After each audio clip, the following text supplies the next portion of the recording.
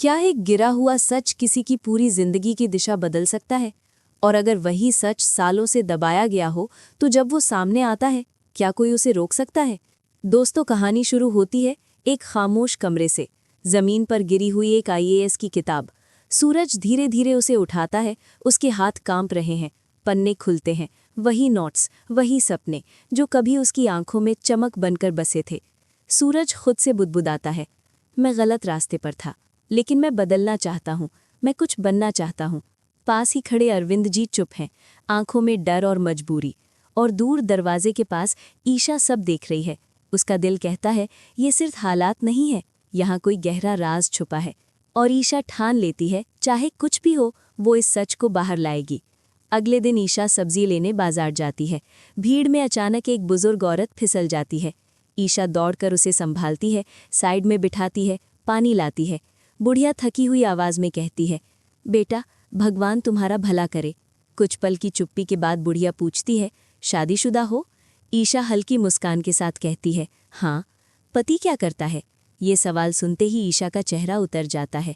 IAS बनना चाहता है, लेकिन घर से इजाजत नहीं है। ये सुनते ही बुढ़िया का चेहरा सफ़ेद पड़ जाता है। कांपती आवाज में कहती है, आईएएस? बेटा, एक बात कहूँ? ईशा सिर हिला देती है।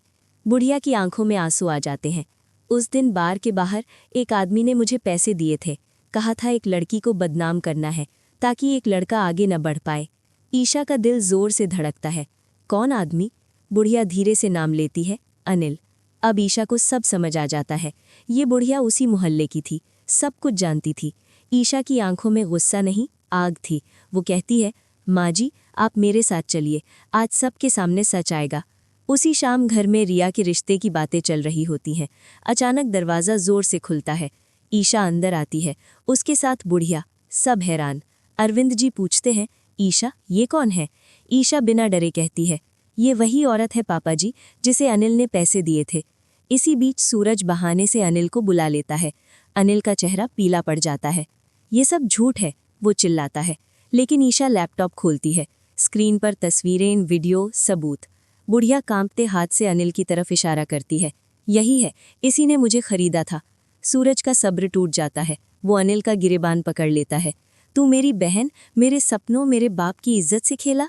ईशा सबके सामने बताती है कैसे अरविंद जी को ब्लैकमेल किया गया, कैसे सूरज को आईएएस बनने से रोकने की साजिश रची गई। अरविंद जी की आंखों से आंसू बहने लगते हैं। मैं मजबूर था बेटा। सूरज पलटकर कहता है, पापा, आपने कुछ गलत नहीं किया, अब मैं हूँ। डर के मारे अनिल टूट जाता है। नाम लेता है गुलाब सिंह। कमरे में सन्नाटा छा जाता है।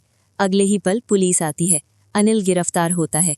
रिया गुस्से में कहती है, तुम मेरे घर के दुश्मन निकले। अरविंद जी सूरज के पास आते हैं। माफ कर दे बेटा।